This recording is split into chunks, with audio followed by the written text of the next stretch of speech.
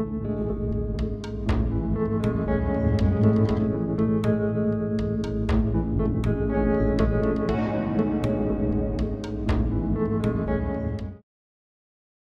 everybody, I'm here with Kyle from Wolven Game Studios, and we're going to talk a little bit about Shadow Era, which was originally an iOS game and now is debuting here as a real-life card game, a physical card game. So yeah, if you want to tell us a little bit about how Shadow Era came into being, maybe just to start out. Yeah, I've been a mobile game developer for about 10 years, and I always wanted to do a trading card game. At the time, about a year ago, there was no trading card games for iOS. They're just simple, very simple games. So I wanted to sort of bring the full experience of trading card games to that platform, but at the same time, it had to be designed for quick gameplay because people with phones, don't have a lot of time. Cross-platform multiplayer was very important, so that you could play either on iPhone or Android device, or also on the web, and they all have to be, cross-platform multiplayer. And the other big thing was that it can't cost a lot. Most people complain, to no end that trading card games cost a lot of money. So our business model was to give away the game for free, freemium. You can earn every card in the game just through gameplay. Or, of course, if you want to sort of level up faster, get better cards faster, then you can invest some money. So it's really up to you if you want to invest your time or invest your money. Yeah. Awesome. And so have you? Sorry. So has that model proved to be successful? I mean, yes. You're still around, and it seems like it's growing. It has been very successful. We got a lot of praise for our business model, of course.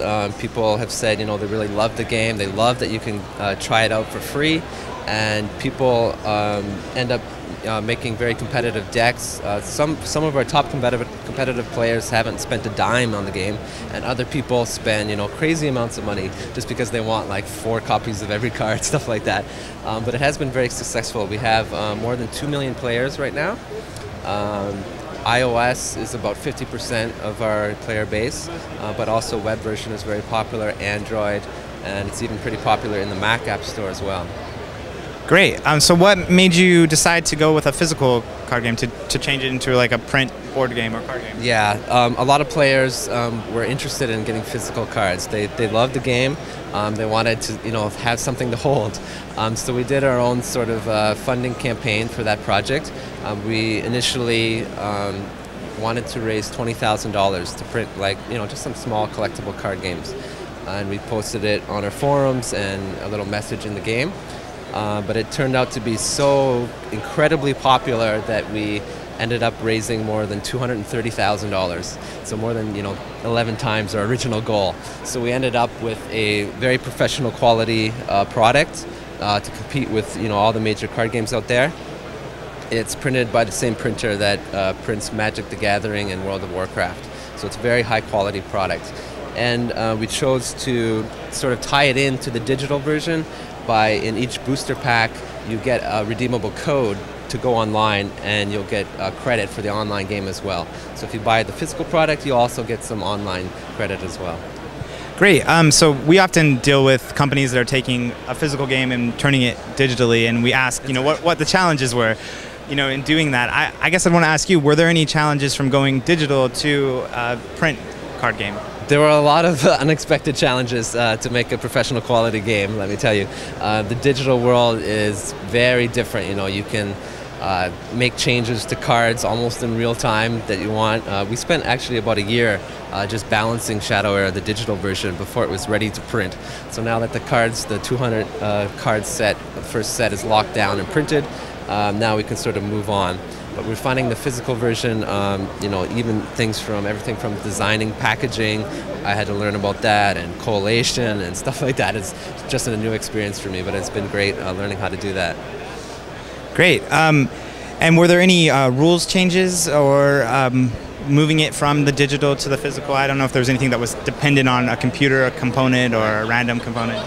There wasn't. It actually works pretty well. People have been concerned that our game, has persistent health. So each ally, their health is persistent. So people were a little bit concerned, would the physical version require too many tokens and dice and stuff like that? But as you can see, people playing the game, it actually doesn't. It translates very well to the physical version, and as you can see people play. Great. Just one last question: is the card set the same as what's available on the iOS, or are there different cards in this set as compared to what you can get digitally?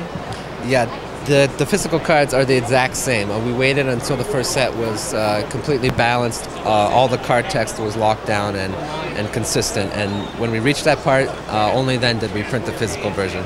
So the digital game now, the first set, will never change. Great. And so obviously you're planning on releasing additional sets. Will they be released at the same time, both digitally and physically, or will they maybe be tested digitally first and then printed? Do you have any idea on that? Yeah, we're working on the first expansion now. It's going to be a 150 card expansion, focusing more on allies and weapons, and of course new ability cards for each class. So we're in development of that now. So probably late this summer we'll release the digital version first, and then the physical version will follow shortly after. Great. Yeah, it was great to talk to you, and this is a really great development. It's something that's very interesting to me as someone that covers iOS games.